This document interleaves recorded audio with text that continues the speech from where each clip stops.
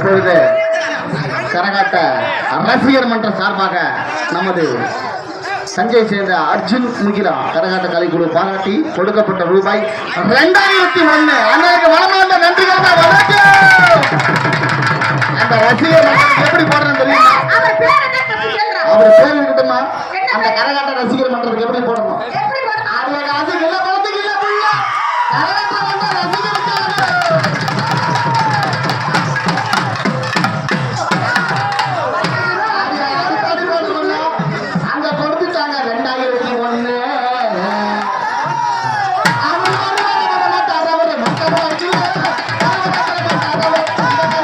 Allah